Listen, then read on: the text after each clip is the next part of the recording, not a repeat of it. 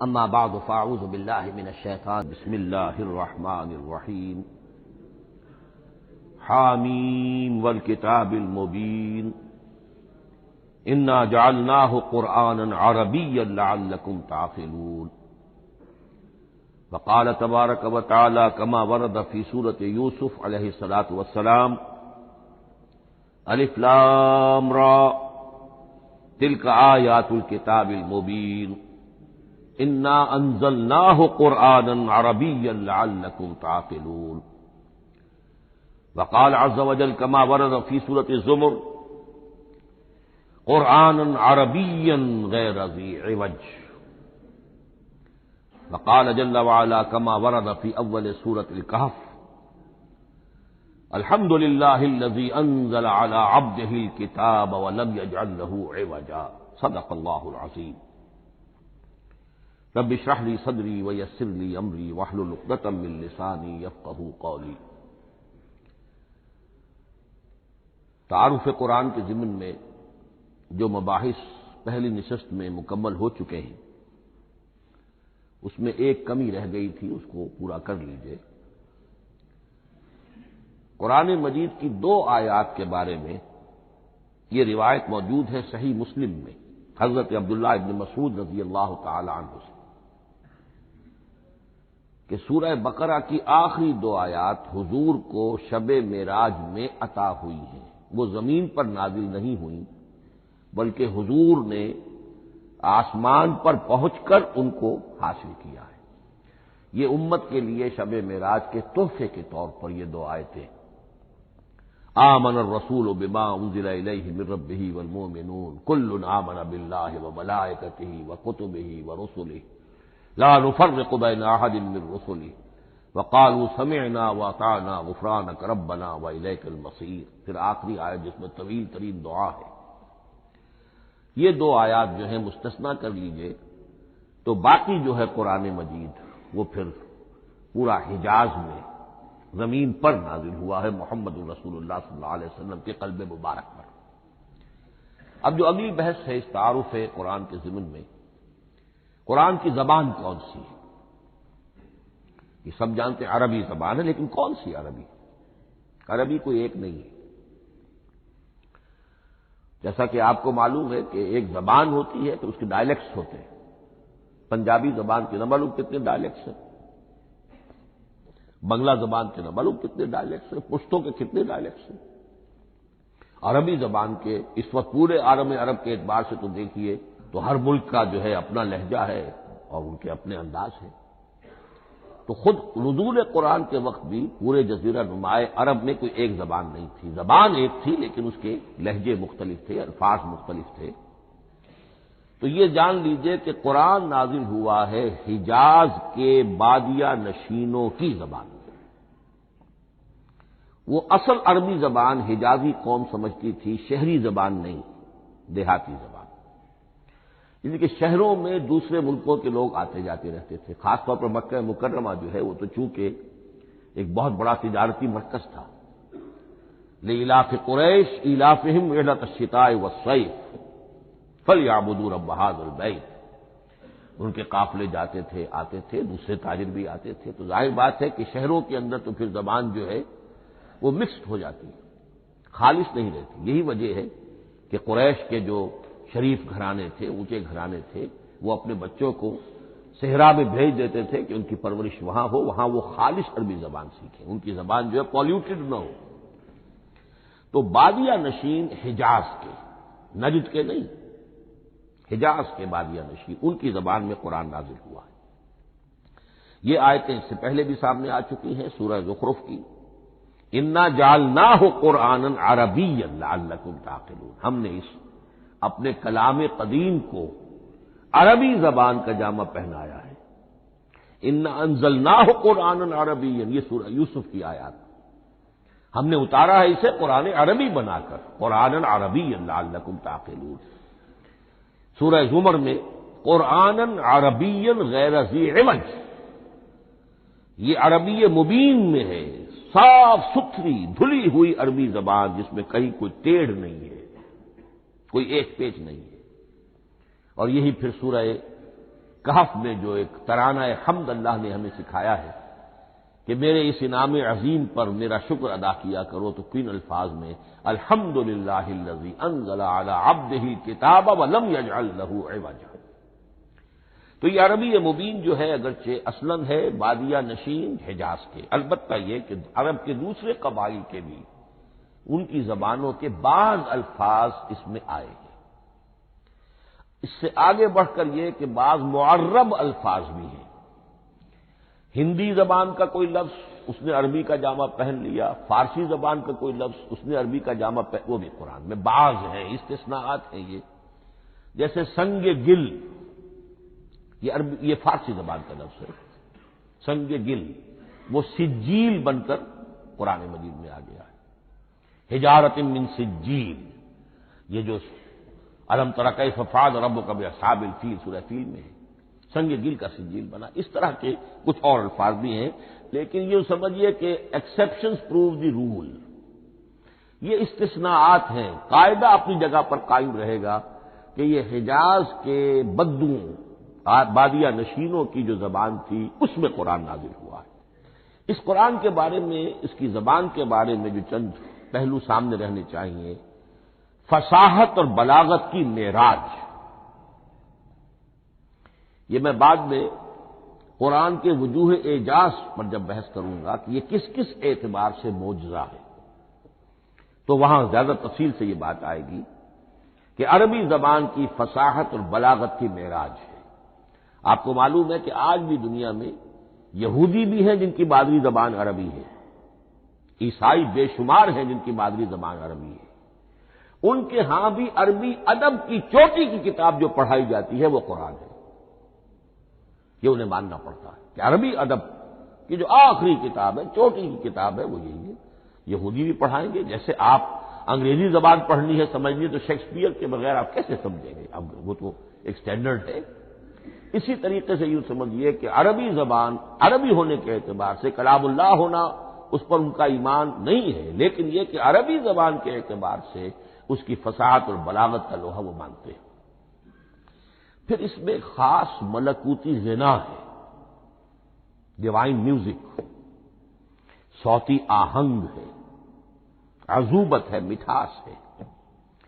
لاہور میں ایک صاحب ہیں جو پروفیسر ہیں فونیٹکس کے پنجاب یونیورسٹی میں، وہ کہتے ہیں میں ثابت کر سکتا ہوں کہ جتنے بھی آج دنیا میں اصول ہیں صوتی، یہ خود اپنی جگہ ایک بہت بڑی سائنس ہے، اس کے اعتبار سے میں ثابت کر سکتا ہوں کہ بلند ترین موسیقی قرآن مجید میں ہے، ملکوتی غنا۔ اسی لیے قرآن مجید کو اچھی سے اچھی آواز میں پڑھنے کی تاکید آئی ہے۔ زینوا القرآن باصواتکم، قرآن کو اپنی آوازوں سے مزین کرو۔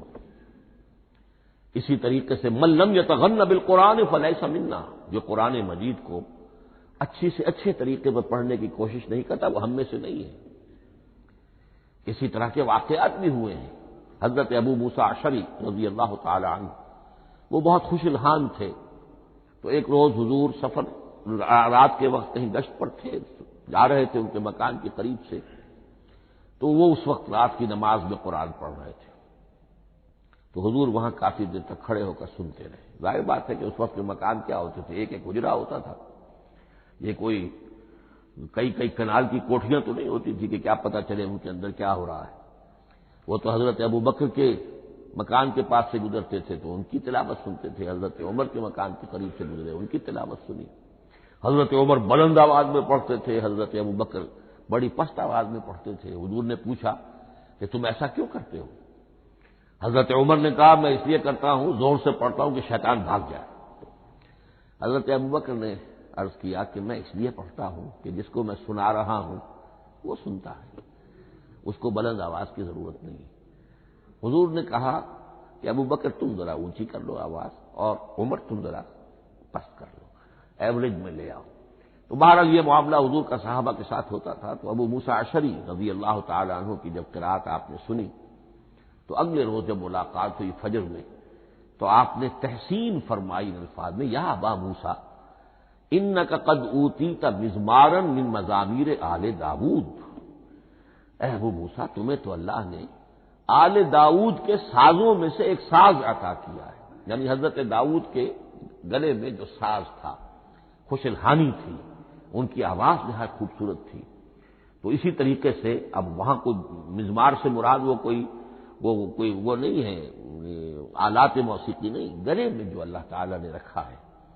تو انک قد اوتیت مزمارا من مزامیر آل داؤد۔ ایک آخری بات یہ نوٹ کیجئے کہ قرآن مجید کا عظیم ترین احسان ہے عربی زبان پر۔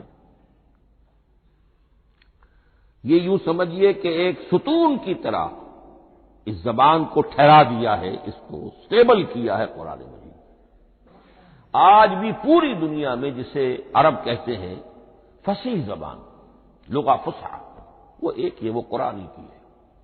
زبانیں بدلتی رہتی ہیں۔ اردو 300 سال پہلے کی دکن میں جب شروع ہوئی، وہ آج آپ پڑھ بھی نہیں سکیں گے وہ کیا اردو تھی ولی دکنی کی۔ پھر وہ کیا اس نے روپ بدلے ہیں، اب وہ اردو کس شکل میں ہے، فارسی کن کن شکلوں میں رہی ہے، مختلف، انگریزی کتنی شکلیں بدل گئی ہیں، لیکن عربی قائم ہے۔ اس کے لیے جیسے کہ قرآن مجید میں آتا ہے کہ ہم نے پہاڑ زمین میں گاڑ دیے اس کو سٹیبلائز کرنے کے لیے، ان تمید بکم، تمہیں لے کر زمین ایک طرف کو جھک نہ جائے۔ تو جس طرح یہ پہاڑ جو ہیں سٹیبلائزنگ ایفیکٹ رکھتے ہیں اس زمین کے لیے، اسی طریقے سے قرآن سٹیبلائزر ہے عربی زبان کا۔ اس کے اندر جو ایک ٹھہراؤ اور جماؤ پیدا کیا ہے، یہ قرآن مجید کا احسان عظیم ہے۔ تعارف قرآن کے ضمن میں اگلی گفتگو، قرآن کے اسماء و صفات۔ عربوں کا ایک خاص ذوق تھا، اور ظاہر بات ہے کہ اللہ تعالیٰ نے جب قرآن نازل کیا ہے تو عربوں کے ذوق کو بھی مد نظر رکھا ہے۔ ان کا ذوق کیا تھا؟ جس چیز سے انہیں محبت ہوتی تھی اس کے وہ بہت سے نام رکھتے تھے۔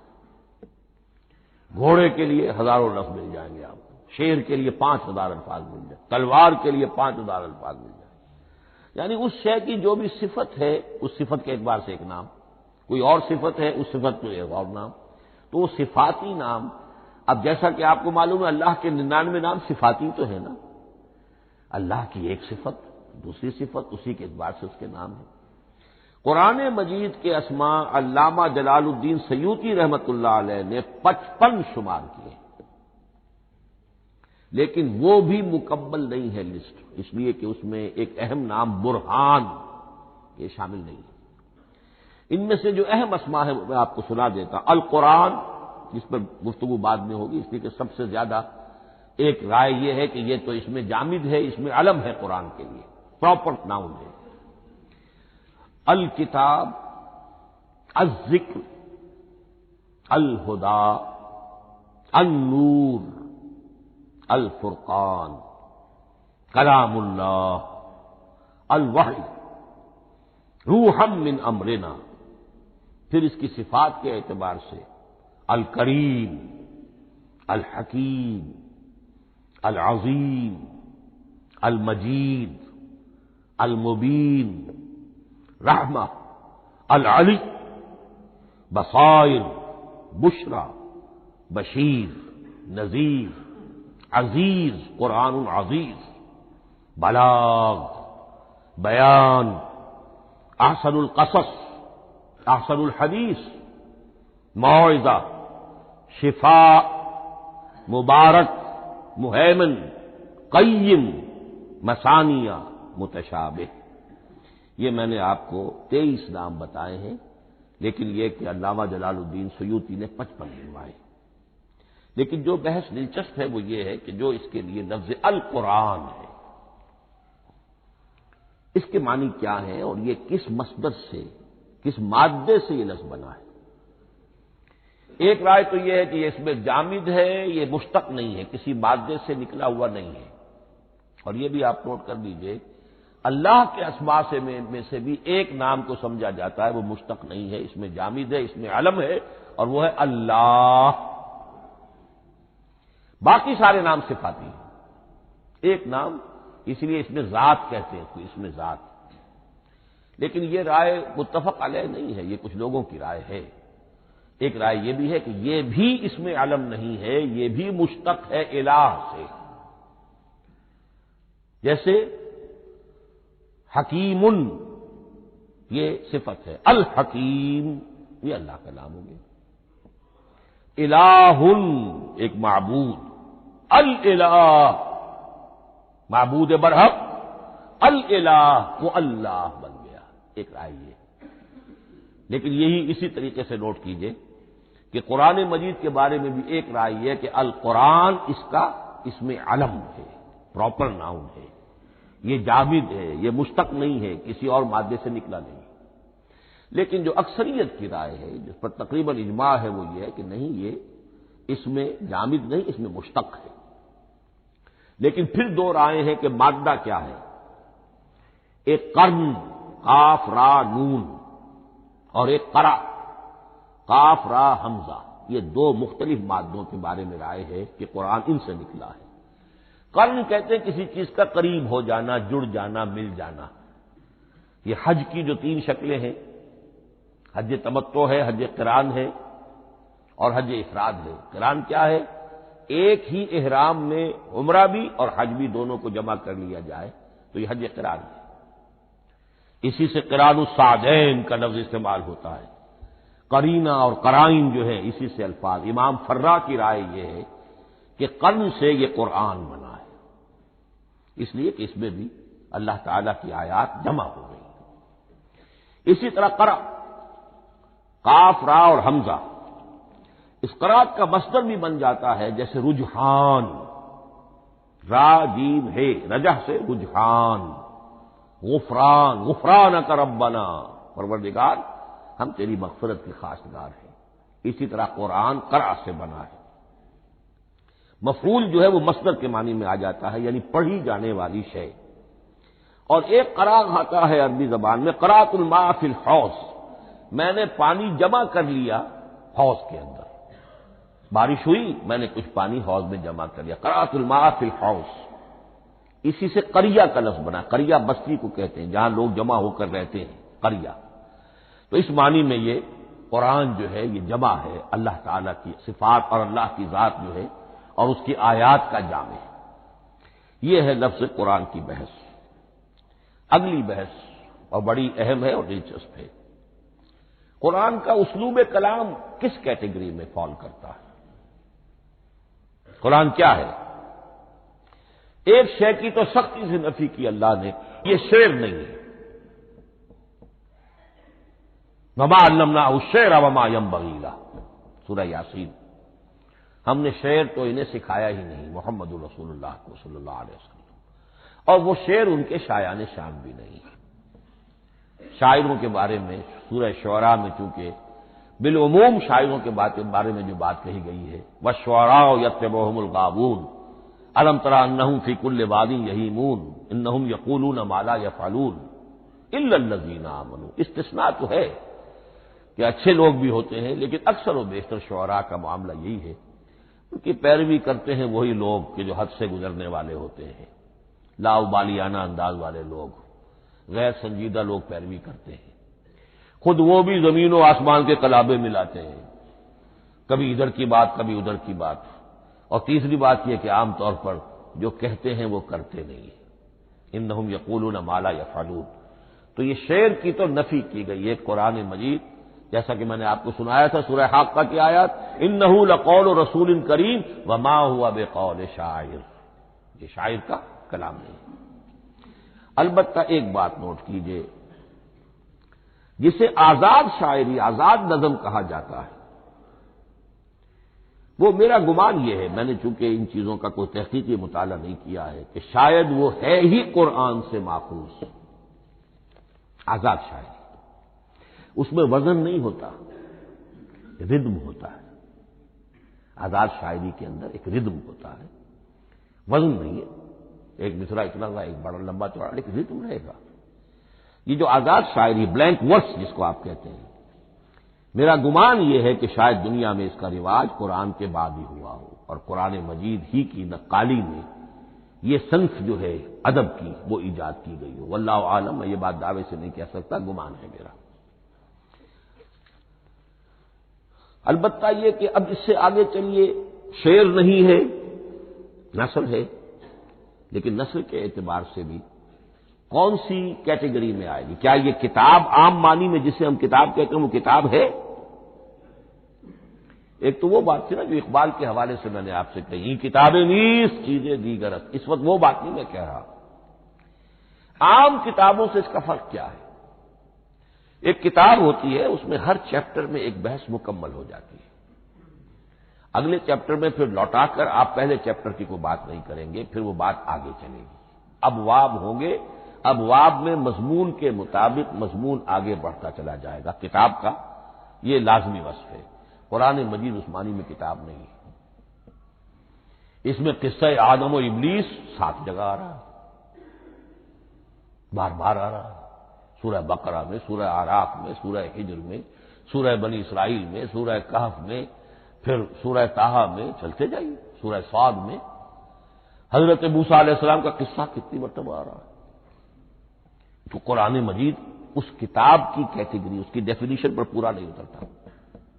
دنیا میں جو کتاب کا معیار ہے، عام اس کا جو اسلوب ہے، اس کی جو ڈیفینیشن ہے، ایک شکل ہوتی ہے مجموعہ مقالات، وہ بھی نہیں ہے، اس میں ہر مقالہ اپنی جگہ پر ایک مکمل شے ہوتی ہے، لیکن یہ کہ وہ دوسرے مقالات سے تو مختلف ہوگی، یہ مجموعہ مقالات بھی نہیں۔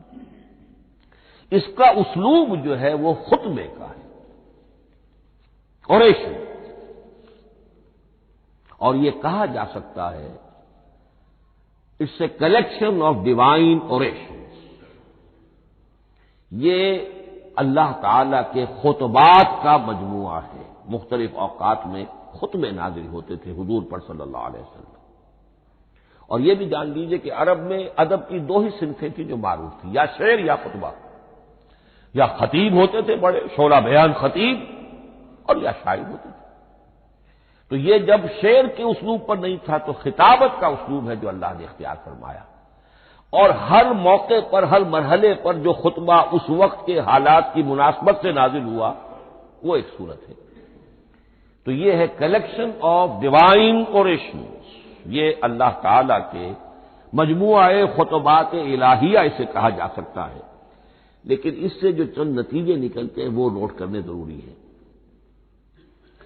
خطبے میں مخاطب اور مخاطب کے مابین ایک ریپور ضروری ہے۔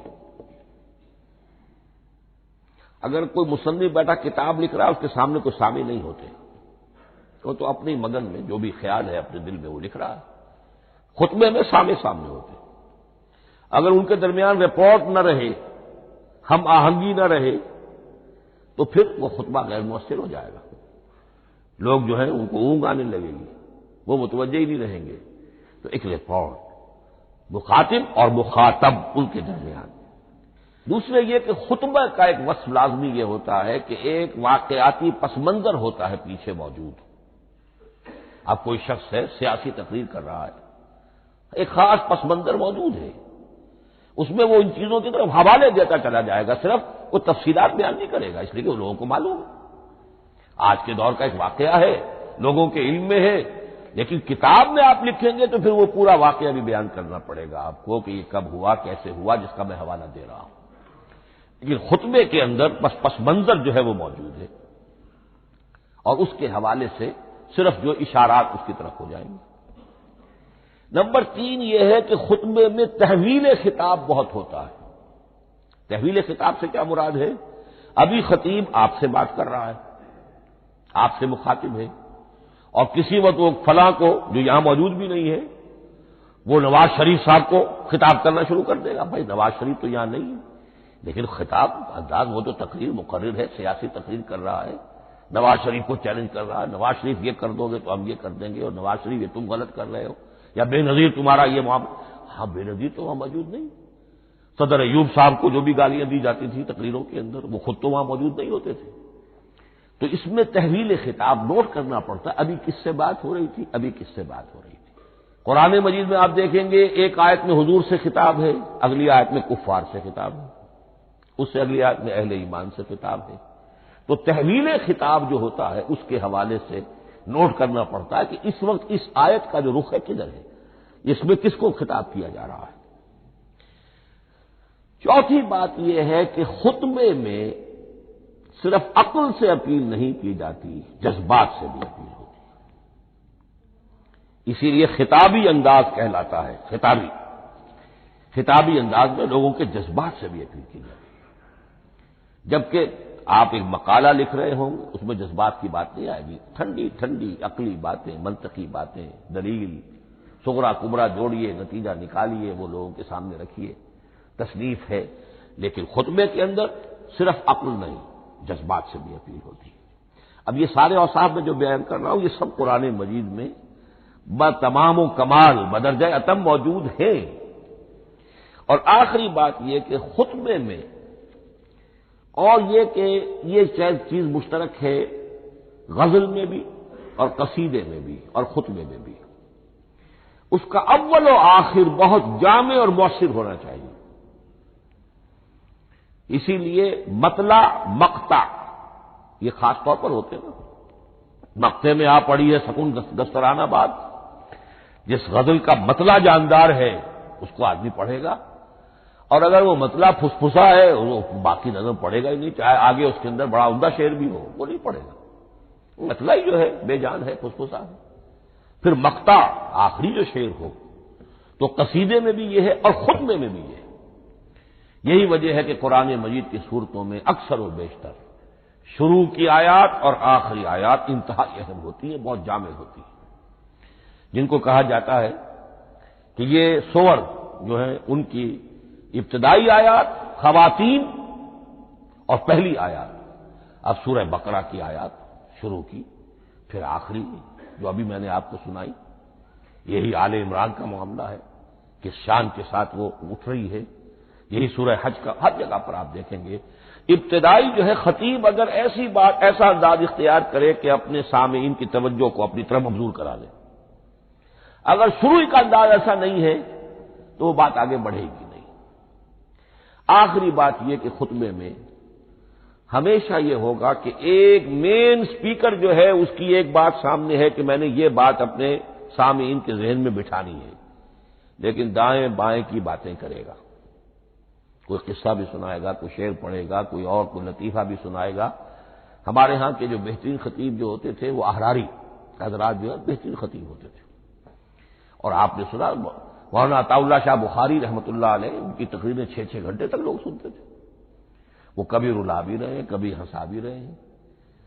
عام آدمی تنقید بھی کرے گا کہ یہ کیا ادھر ادھر کی باتیں کر رہے ہیں، لیکن وہ پھر جب آخری تقریر ہوتی تھی تو جب تقریر ختم ہوتی تھی جو بات وہ ذہن میں بٹھانا چاہتے تھے، دل میں اتارنا چاہتے تھے، وہ بیٹھ چکی ہوتی تھی۔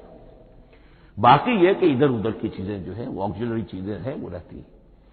یہ ہیں 6 اوصاف خطبات کے، اور قرآن مجید کے اندر بھی یہ اوصاف کم و بیش موجود ہیں۔ قرآن کا اسلوب خطبے کا ہے۔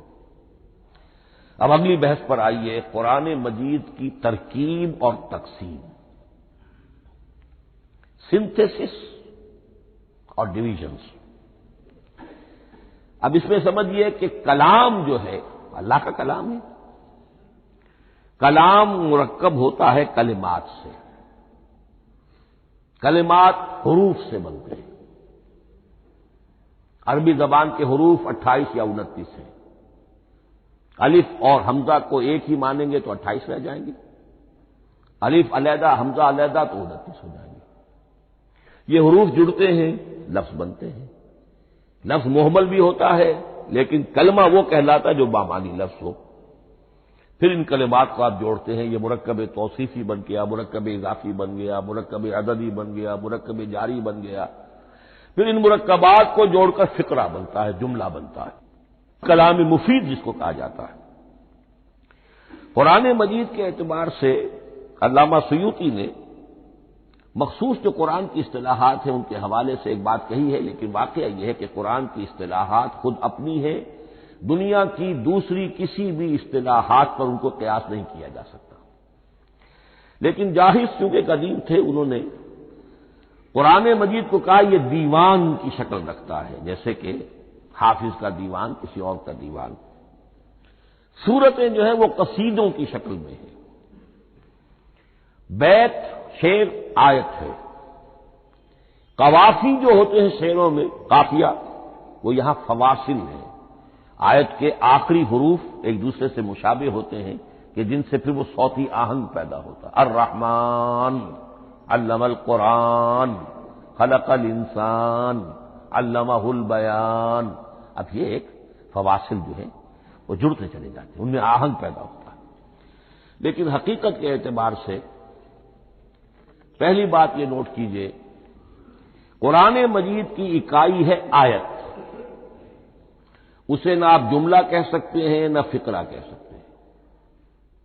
انگریزی میں ہمارا چونکہ بائبل کے لیے بھی جب ورس کا لفظ آ جاتا ہے تو انگریزی تراجم میں، انگریزی تحریروں میں، مقالوں میں ورس قرآن مجید کی آیت کے لیے لفظ آ جاتا ہے، ورس نمبر فلاں، بالکل غلط ہے۔ قرآن کی آیت یہ اس کا اپنی اصطلاح ہے، اپنا مفہوم ہے۔ لغوی مفہوم کیا ہے؟ نشانی، آیت نشانی۔ قرآن کی ہر آیت اللہ کے علم اور حکمت کی نشانی ہے۔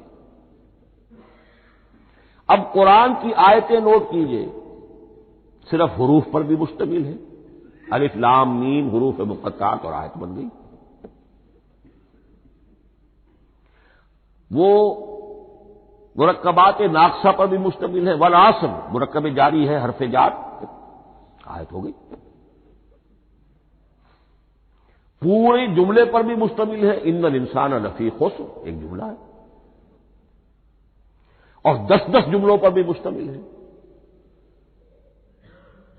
اللہ لا الہ الا هو الحی القیوم لا تأخذہ سنۃ ولا نوم لہ ما فی السماوات وما فی الارض الی آخر الآیہ۔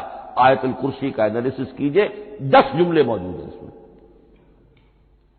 تو نوٹ کر لیجئے، یہ چیز توقیفی کہلاتی ہے، یہ کسی گرامر کے اصول پر نہیں ہے، کسی منطق کے اصول پر نہیں ہے۔ آیات قرآنیہ کی تعیین توقیفی ہے، یعنی حضور کے بتانے پر موقوف ہے۔ حضور نے بتایا والعصر، یہ آیت ہو گئی، آیت ہو گئی، ہم آیت مانیں گے۔ الف لام میم آیت ہو گئی۔ قاف حرف ایک ہے، یہ آیت نہیں ہے۔ نون ایک حرف ہے، آیت نہیں ہے۔ قاف والقرآن المجید ایک آیت بنی، نون والقلم وما یسطرون ایک آیت بنی۔ تو اس طریقے سے اس کو کہتے ہیں توقیفی، موقوف علیہ ہے حضور کے بتانے پر۔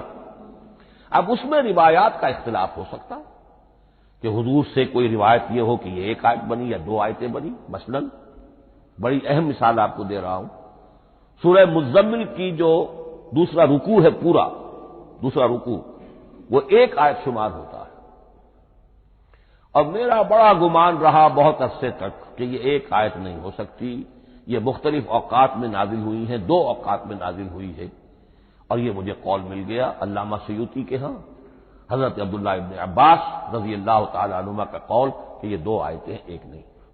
لیکن یہ کہ یہ ہوگا موقوف روایت پر، میں کوئی نہیں ہوں جو اسے قرار دے سکوں۔ ہاں مجھے اگر کوئی روایت مل جاتی ہے، کوئی خبر یا اثر، خبر محمد الرسول اللہ کی یا اثر آپ کے کسی صحابی کا صلی اللہ علیہ وسلم و رضی اللہ تعالی عنہ، تو پھر یہ ہے کہ ہم مانیں گے۔ تو اس کو کہتے ہیں توقیفی۔ آیات اور سور کا معاملہ توقیفی ہے، بالکل، یا کسی منطق، کسی گرامر، کسی اصول بیان، کسی پر مبنی نہیں ہے، یہ مبنی ہے حضور کے بتانے پر۔ اس طرح سورت کسے کہتے ہیں؟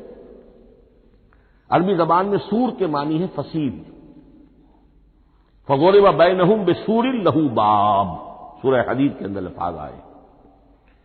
اب اس کا کیا تصور دیا گیا کہ ہر آیت جو ہے وہ اللہ کے علم اور حکمت کی نشانی ہے۔ 10 آیتیں، 20 آیتیں، 100 آیتیں، 285 آیتیں، 286 آیتیں جوڑ کر ایک فصیل باندھ دی گئی۔ یہ شہر حکمت خداوندی ہے، ایک نظم ہوتا ہے۔ جیسے آپ شہر کا ٹاؤن پلاننگ آج کا تو بہت بڑا فن ہے، بڑی اسپیشلائزیشن ہے، شہر کو پلان کرنا، اس کے اندر کیا کچھ ہونا چاہیے، کس طرح سے ہونا چاہیے۔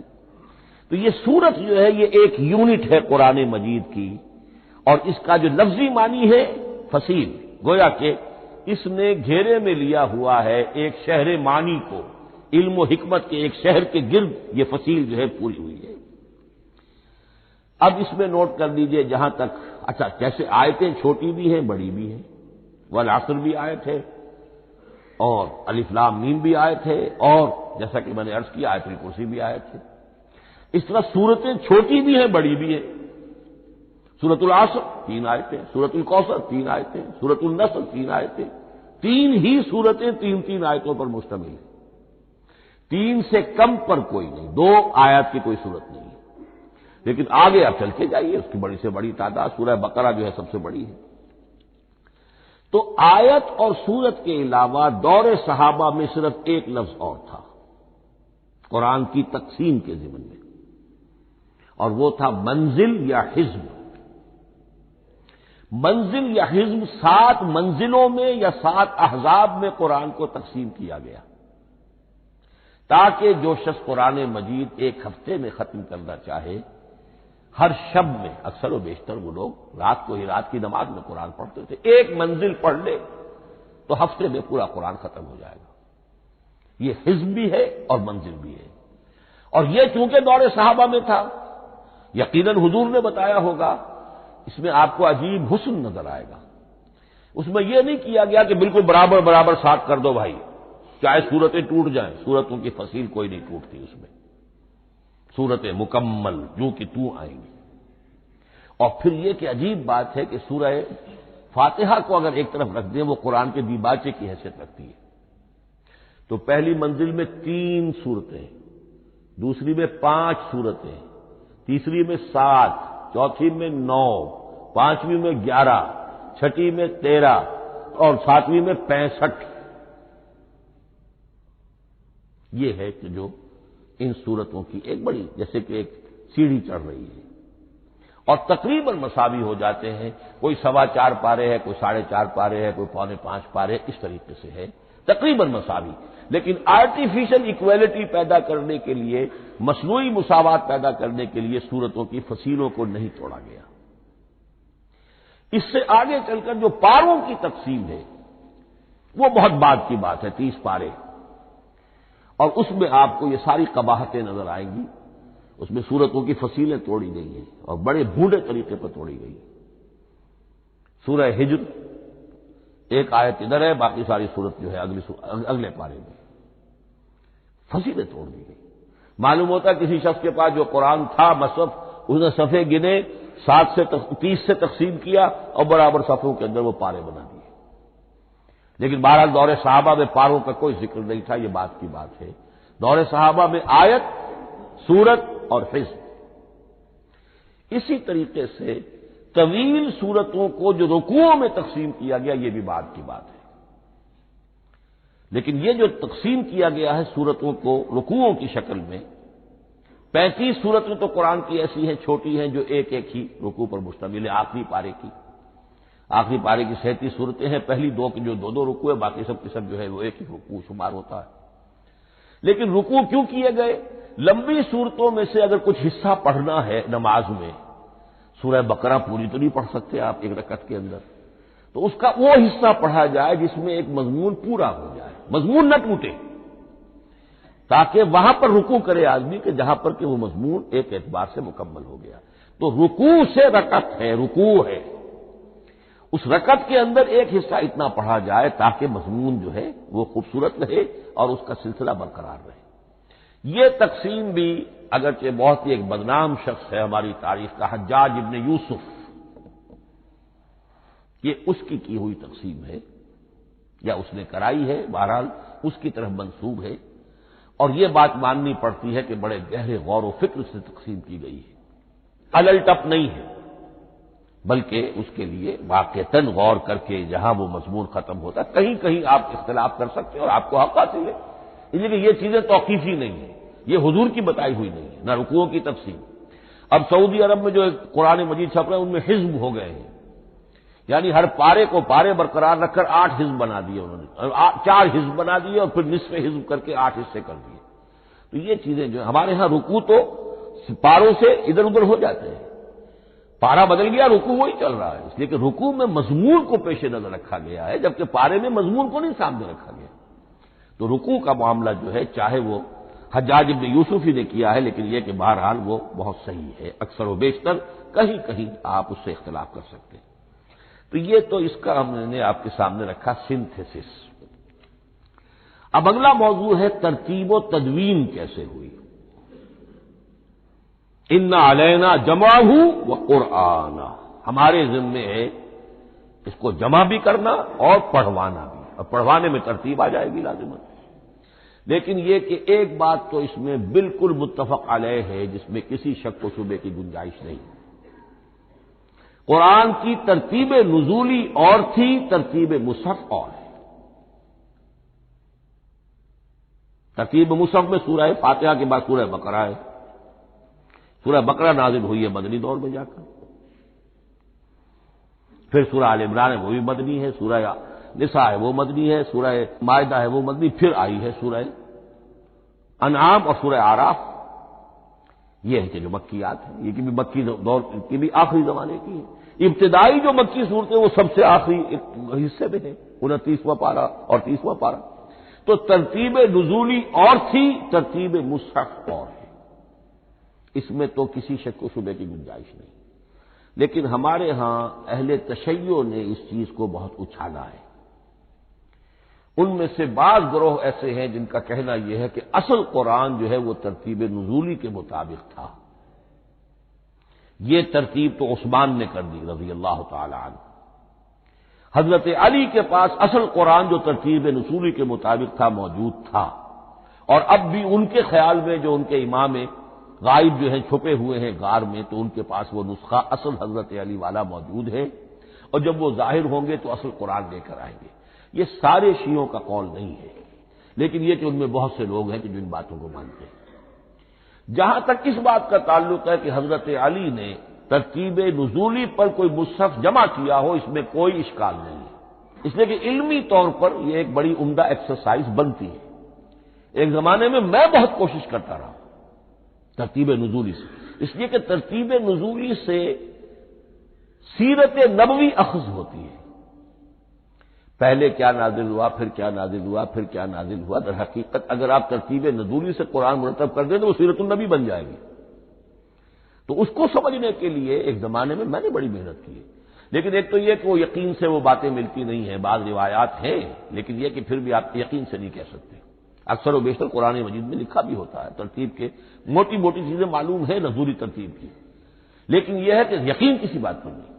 تو پہلی بات یہ ہے کہ ہمارے نزدیک، اہل سنت کے نزدیک، اصل جو حجت ہے دین میں وہ ترتیب مصحف ہے۔ یہی ترتیب جو اس وقت مصحف عثمان کی ہے رضی اللہ تعالی عنہ، یہی ترتیب ہے لوح محفوظ کی، یہی ترتیب ہے ام الکتاب میں، یہی ترتیب ہے کتاب مکنون میں۔ اب اس کو سمجھیے کہ اس کی تدوین کن مراحل میں ہوئی۔ سب سے پہلے اس کے جو مراحل ہے 3، خود نبی اکرم صلی اللہ علیہ وسلم کے زمانہ مبارک میں جمع اور ترتیب یہ ہو گئی، لیکن کتابی شکل میں نہیں، ما بین الدفتین نہیں۔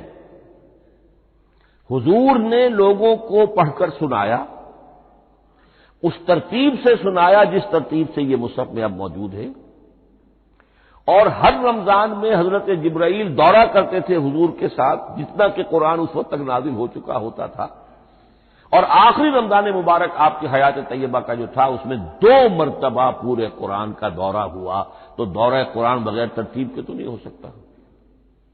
تو یہ ترتیب حضور کی ہوئی ہے، توقیفی ہے، اور حضور ہی نہیں اللہ کی ہوئی ہے۔ یہی ترتیب لوح محفوظ میں، کتاب مکنون میں اور ام الکتاب میں، اور یہ ترتیب حضور دے کر گئے ہیں صحابہ کرام کو۔ حفاظ تھے، کتنے حفاظ جو ہیں جنگ یمامہ میں شہید ہو گئے، تبھی تو خیال آیا کہ اس کو کتابی شکل میں بھی مرتب کیا جائے، لیکن کتابی شکل میں جسے کہتے ہیں 2 گتوں کے درمیان ایک کتاب مجلد، اس صورت میں جہاں تک میں تحقیق کر سکا ہوں اور جہاں تک ہمارے اکثر و بیشتر لوگوں کی رائے ہے، حضور کے زمانے میں یہ اس طریقے سے ما بین الدفتین، 2 گتوں کے مابین ایک کتاب کی شکل میں قرآن موجود نہیں تھا، لوگوں کے سینوں میں محفوظ تھا، جیسے محمد الرسول اللہ کے سینے میں محفوظ تھا۔ ان علینا جمعہ، وہ جمع حضور کے سینے میں کیا اللہ نے۔ اسی طرح پھر صحابہ کرام بے شمار جو حفاظ تھے ان کے سینوں میں محفوظ تھا۔ دوسرا مرحلہ کب آیا؟ جب حضرت ابوبکر صدیق کے عہد خلافت میں جنگ یمامہ میں بہت سے حفاظ شہید ہو گئے۔ اب ایک تشویش پیدا ہوئی، ایسا نہ ہو کہ قرآن ضائع ہو جائے، لہذا اسے کتابی شکل میں مرتب کر لینا چاہیے۔ اس کے لیے پھر بہت سے صحابہ نے حضرت ابوبکر کو اپروچ کیا کہ جتنے قراء ہیں، جتنے کاتبین وحی ہیں، ان سب کو آپ جمع کیجئے اور جمع کر کے اس قرآن مجید کو ایک کتاب کی شکل میں جمع کر لیں۔ حضرت ابوبکر شروع میں بہت ریلیکٹنٹ رہے، ان کا ایک خاص مزاج تھا، اتباع رسول کا جذبہ انتہا درجہ۔ جو کام حضور نے نہیں کیا میں کیسے کروں؟ اگر تو یہ کام واقعی کرنے کا تھا تو حضور کرتے، میں کیسے کروں؟ لیکن یہ کہ جب صورتحال بہت لوگوں کی طرف سے دباؤ پڑا کہ نہیں یہ کر لینا چاہیے، ان کے سامنے بھی حکمت آ گئی، تو پھر انہوں نے اتفاق کرتے ہوئے جتنے بھی کاتبین وحی تھے ان سب کی ایک کمیٹی بنائی اور ان کو کہا کہ اب اس قرآن کو مرتب کر کے ایک کتابی شکل دے دی جائے۔ وہ کتابی شکل حضرت ابوبکر کے دور میں ہو گئی۔ تیسرا مرحلہ کیا ہے؟ یہ کتابی شکل میں جب قرآن مجید آ گیا اور شروع میں یہ اجازت تھی کہ ہر قبیلے، ہر علاقے کے لوگ اپنے لہجے میں پڑھ لیں۔ اب پنجابی ہمارا مسلمان جو ہے وہ چاقو کو کاچو کہے گا تو وہ لکھے ہوئے کو بھی چاقو کو کاچو پڑھ کے نکلے جائے گا۔ تو مختلف لہجوں میں ہونے سے وہ ان کا جو ہے قرآن مجید بدل رہا تھا، کوئی کسی طرح پڑھ رہا ہے، کوئی کسی طرح پڑھ رہا ہے۔ اب اس کی تشویش ہوئی حضرت عثمان کے زمانے میں، جب دور بہت پھیل گیا، اسلام کا دائرہ، دارالاسلام کی وسعت بہت ہو گئی کہ اس طرح اگر یہ لوگ پڑھیں گے اور اپنے اپنے لہجے کی وجہ سے اب اس لہجے میں شکل بدل بھی جاتی ہے لفظ کی۔ کاچو کو کاف الف چے واؤ لکھنا شروع کر دیں گے پھر کہ کاچو سنا ہم نے، تو چاقو تو سنا ہی نہیں۔ تو ایک نقشہ ہے چاقو لکھ رہا ہے اور ایک کاچو لکھ رہا ہے، تو چاقو اور کاچو میں فرق ہو گیا۔ لہذا اس وقت پھر جو کام کیا گیا وہ یہ کہ ایک ہی رسم تحریر، رسم کتابت، رسم الخط میں قرآن مجید کے نسخے تیار کیے گئے۔ اصل میں ایک بہت بڑا مغالطہ ہو جاتا ہے ہمارے جمعوں کے خطبوں میں، حضرت عثمان رضی اللہ تعالی عنہ کے نام نامی کے ساتھ وہ قوافی جو ہیں ان کی مناسبت سے جامع آیات القرآن عثمان ابن عفان رضی اللہ تعالی عنہ، غالب علی کل غالب علی ابن ابی طالب رضی اللہ تعالی۔ اب یہ جو جوڑتے ہیں قافیے، تو حضرت عثمان کے نام کے ساتھ یہ قافیہ جوڑ دیا، اس سے لوگوں کو مغالطہ بھی ہوا اور دشمنوں نے ایکسپلائٹ کیا کہ اس کا مطلب یہ ہے کہ قرآن تو جمع ہوا ہے حضرت عثمان کے زمانے میں، اور حضرت عثمان کے زمانے میں اور حضور کے زمانے میں کم و بیش 15 سال کا فصل تو ہو چکا، گویا کہ قرآن مرتب ہی ہوا ہے حضور کے انتقال کے 15 برس بعد۔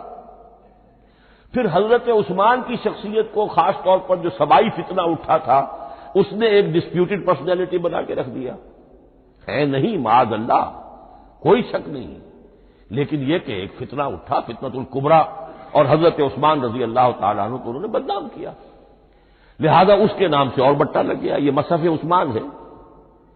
یہ ہے اصل میں وہ حماقتیں کہ جو ہوئی ہیں ہم سے، یہ قافیے ملانے کی وجہ سے، حالانکہ حضرت عثمان کی شان جو ہے وہ در حقیقت جامع آیات القرآن نہیں ہے، جامع الامت علی رسم واحد، پوری امت کو ایک رسم الخط پر جمع کرنے والی شخصیت حضرت عثمان کی ہے۔ مثلا اب دیکھیے مالک یوم الدین کس طرح لکھیں گے؟ میم لام اور کاف، میم الف اور لام اور کاف لکھیں گے آپ، یہ غلط ہو جائے گا، میم پر کھڑا زبر ہوگا اور اس کو مالک پڑھیں گے، میم پر اگر کھڑا زبر نہیں ہے پڑا زبر ہے تو ملک پڑھیں گے، اور قراتوں میں یہ دونوں موجود ہے، ملک یوم الدین بھی ہے اور مالک یوم الدین بھی ہے۔ اگر آپ نے میم الف لکھ دیا ایک قرات نکل گئی، اب وہ اس میں آ ہی نہیں سکتی، وہ تو مالک ہی پڑھا جائے گا۔ یہ زیر زبر بھی جو لگے ہیں قرآن مجید میں، یہ بھی حجاج ابن یوسف کے زمانے میں لگے، اس سے پہلے نہیں تھے، اور یہ رموز و اوقاف، یہ آیتوں کے نشان اور یہ وقفہ بیچ میں، یہ بھی حجاج بن یوسف کے زمانے کی چیزیں ہیں، ورنہ عربوں کے لیے تو ان کی اپنی زبان تھی، انہیں ان چیزوں کی ضرورت ہی نہیں تھی۔ آپ کو معلوم ہے پرانے زمانے کے جو منشی ہوتے تھے، انشا پرداز، وہ جب خط لکھتے تھے تو اس میں نقطے وغیرہ نہیں لگاتے تھے۔ جس کو خط لکھا جا رہا ہے وہ توہین سمجھے گا کہ شاید مجھے جاہل سمجھا کہ نقطے بھی لگا کے بھیجا جا رہا ہے خط پر، گویا کہ میں تو سمجھ ہی نہیں سکتا بغیر نقطوں کے۔ تو یہ جو ہے پرانے جو شکستہ خطوط لکھے جاتے تھے ان کا یہ انداز تھا، لہذا کوئی نقطے وغیرہ نہیں تھے، یہ بھی بعد میں لگے۔ تو ملک یوم الدین، مالک یوم الدین، اس کی رسم آئے گا میم لام کاف، کھڑا زبر ہے مالک یوم الدین اور ویسے پڑا زبر ہے ملک یوم الدین۔ یہ رسم الخط ہے جس پر کہ حضرت عثمان رضی اللہ تعالی عنہ نے پوری امت کو جمع کر دیا اور اس کے نسخے تیار کرا کے، مختلف روایات میں آتا ہے 5 یا 7 نسخے تھے، ایک مدینہ منورہ میں رکھا اپنے پاس، اور اسی پر ان کے خون کے دھبے بھی ہیں، اور وہ نسخہ قرآن مجید کا اب استنبول کے اندر ہے، توپ کاپی کا جو عجائب خانہ ہے، عجائب گھر ہے، جس میں جہاں نوادرات کے ساتھ ساتھ حضور کے بھی کچھ تبرکات اور جمع ہیں، وہاں وہ نسخہ موجود ہے۔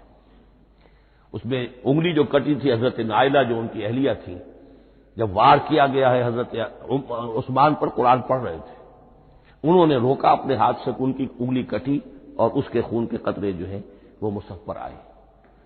تو یہ وہ قرآن، پھر انہوں نے ایک مکہ مکرمہ میں، ایک دمشق میں، ایک کوفے میں، ایک یمن، ایک بحرین، ایک بصرہ، مختلف جگہوں پر وہ آفیشل ورژن قرآن کا صرف رسم الخط اسکرپٹ کے اعتبار سے۔ لیکن اب پھر نوٹ کر لیجئے، قرآن مرتب ہو چکا، مدون ہو چکا دور نبوی میں، لیکن کتابی شکل میں نہیں، سینوں میں محفوظ۔ دور خلافت ابی بکر میں وہ کتابی شکل میں لایا گیا، اور اس کے لیے پھر بحث ہوئی کہ اب اس کا نام کیا رکھا جائے۔ اس کے لیے کئی نام تجویز ہوئے، سفر بھی، انجیل بھی، وغیرہ وغیرہ، لیکن پھر اس کو حضرت عبداللہ ابن مسعود رضی اللہ تعالی عنہ نے اہل حبشہ سے استشہاد کرتے ہوئے مصحف نام رکھا، مصحف۔ یہ مصحف بن گیا حضرت ابوبکر کے زمانے میں، لیکن مصحف کی قراءت کے جو فرق ہو رہے تھے تو وہ لکھنے کے اندر بھی فرق آنا شروع ہو گیا، اس کو دور کیا حضرت عثمان نے، اس کا آفیشل ورژن تیار کروایا، ایک رسم الخط پر پوری امت کو جمع کر دیا، باقی جو نسخے تھے انہیں آپ نے پھر ضائع کر دیا، تاکہ کوئی اور یہ نہ رہے کہ اب یہ بھی ایک تھا پرانا نسخہ نکل آیا، اس میں تو یہ لفظ اس طرح لکھا ہوا ہے۔ تو جامع الامت علی رسم واحد، ایک ہی رسم الخط پر پوری امت کو جمع کرنے والی شخصیت وہ حضرت عثمان کی ہے رضی اللہ تعالی عنہ۔ بہرحال یہ نوٹ کیجئے کہ یہ مرحلہ بھی حضرت عثمان کے زمانے میں، تو یوں سمجھیے کہ حضرت عثمان کا پورا عہد بھی آپ جوڑ لیں تو آپ کی جو شہادت ہے وہ تقریباً یوں سمجھیے کہ حضور کے انتقال کے وہ 25 برس بعد ہے، گویا ربع صدی کے اندر اندر حضور کے انتقال کے بعد، چوتھائی صدی کے اندر اندر سارے مراحل طے ہو گئے۔ یہی وجہ ہے میں نے شروع میں آپ کو بتایا تھا کہ پوری دنیا یہ مانتی ہے کہ آج جو قرآن مسلمانوں کے پاس ہے یہ ہے وہی جو محمد عربی صلی اللہ علیہ وسلم نے اپنی امت کو دیا تھا۔ یہ دوسری بات ہے کہ ہم سمجھتے ہیں کہ محمد عربی صلی اللہ علیہ وسلم کو یہ اللہ کے کلام کی صورت میں حضرت جبرائیل نے پہنچایا تھا، وہ اس کو نہیں مانتے، لیکن یہ حصہ اس کا ماننے پر مجبور ہے کہ وہ اصل قرآن اپنی اسی انٹیگریٹی کے ساتھ، اپنے پوری پیور، اس کا جو بھی ہے ٹیکسٹ پیور ہے اور اس کی انٹیگریٹی میں کوئی شک و شبہ کی گنجائش نہیں ہے کہ یہ وہی شے ہے جو محمد نے اپنی امت کو عطا فرمائی تھی صلی اللہ علیہ وسلم۔ ایک آخری بات چل، میرے پاس 3 منٹ ہیں، یہ جو میں نے آپ کو ترتیب بتائی تھی قرآن کی، آیتیں، سورتیں، پھر حزب، اب اس میں ایک شے نوٹ کر لیجئے، آیت اللہ تعالی کے علم و حکمت کا ایک نمونہ ہے، آیتوں کو جوڑ کر جب سورت بنائی تو آیتوں کے اندر جو ربط ہے، اس ربط آیات سے ایک اور معنی، ایک اور حکمت کا دروازہ کھلتا ہے۔ جیسے موتی ہے، ہر موتی بڑا خوبصورت ہے، لیکن جس ترتیب سے آپ نے پرویا، اس کو دھاگے میں ہار بنایا، اس ترتیب سے اس کا حسن دوبالا ہو جائے گا۔ ہر موتی کا اپنی جگہ پر ایک حسن ہے، لیکن اس ترتیب کی وجہ سے اس کے حسن کا ایک اور پہلو ظاہر ہوگا۔ اسی طرح قرآن مجید کی صورتوں میں ربط آیات بہت اہم ہے۔ ایک مرکزی مضمون ہوتا ہے ہر صورت کا، مرکزی مضمون عمود، اور اس کے گرد وہ ساری آیتیں اس طریقے سے گھوم رہی ہوتی ہیں، جڑی ہوئی ہوتی ہے، جیسے کہ ایک دھاگے کے اندر پروئے ہوئے موتی ہوتے ہیں کہ جس کی جو ہار کی شکل اختیار کرتے ہیں۔ دوسری بات یہ، اکثر اور بیشتر صورتیں قرآن مجید میں جوڑوں کی شکل میں ہیں۔ ایک مضمون کا ایک پہلو اس جوڑے کے ایک فرد میں، اور دوسرا پہلو اسی کا دوسرے فرد میں۔ جیسے معوذتین، دو صورتیں ہیں، مضمون ایک یہ تعوذ، معوذتین۔ الزہراوین، سورہ بقرہ سورہ آل عمران کو کہا گیا الزہراوین، حضور نے فرمایا دو نہایت تابناک صورتیں، بڑی روشن صورتیں۔ جیسے آپ دیکھیں گے یا ایھا المدثر یا ایھا المزمل قم اللیل الا قلیلا یا ایھا المدثر قم فانذر، ایک ہی طرح کا اٹھان ہے، حضور سے خطاب ہو رہا ہے۔ سورۃ الضحیٰ، سورۃ الانشراح، یہ تمام جوڑوں کی شکل میں۔ اسی طرح سورہ طلاق، سورہ تحریم، یا ایھا النبی اذا طلقتم النساء فطلقوهن لعدتهن یا ایھا النبی لم تحرم ما احل اللہ لک تبتغی مرضات ازواجک۔ شوہر اور بیوی کے درمیان تعلق یا تو اتنا گہرا ہو جاتا ہے کہ ایک دوسرے کے لحاظ میں وہ حدود خدابندی ٹوٹنے لگے، بیوی کی وجہ سے آپ نے کسی حرام شے کو حلال کر لیا یا حلال کو حرام کر لیا، بیوی کو ناپسند ہے وہ شے، تو حضور سے ذرا سا یہ ہو گیا تھا معاملہ۔ اپنی ازواج مطہرات حضرت عائشہ اور حضرت حفصہ رضی اللہ تعالی عنہما، ان دونوں کی رضا جوئی کے لیے وہ خاص قسم کا شہد ہے، قسم کھا لی آپ نے کہ میں اسے استعمال نہیں کروں گا۔ لما تحرم ما احل اللہ لک، اے نبی آپ کیوں حرام کرتے ہیں اپنے اوپر وہ شے جو اللہ نے آپ کے لیے حلال کی ہے؟ تبتغی مرضات ازواجک، اپنی بیویوں کی رضا جوئی میں۔ یہ ایک انتہا ہوئی۔ دوسری انتہا کیا ہے؟ میاں اور بیوی میں اتنا بودھ ہو جائے کہ طلاق تک نوبت آ جائے۔ تو سورۃ التحریم ایک انتہا کو بیان کر رہی ہے، سورہ طلاق اگلی اس کے ساتھ جڑی ہوئی وہ دوسری انتہا کو بیان کر رہی ہے۔ سورہ صف حضور کے مقصد بعثت کو بیان کر رہی ہے، سورہ جمعہ آپ کے طریقہ کار کو بیان کر رہی ہے۔ اس طرح قرآن مجید کی اکثر و بیشتر صورتیں جو ہیں وہ جوڑوں کی شکل میں ہیں۔ بارک اللہ لی و لکم فی القرآن العظیم ونفعنی وإیاکم بالآیات والذکر الحکیم۔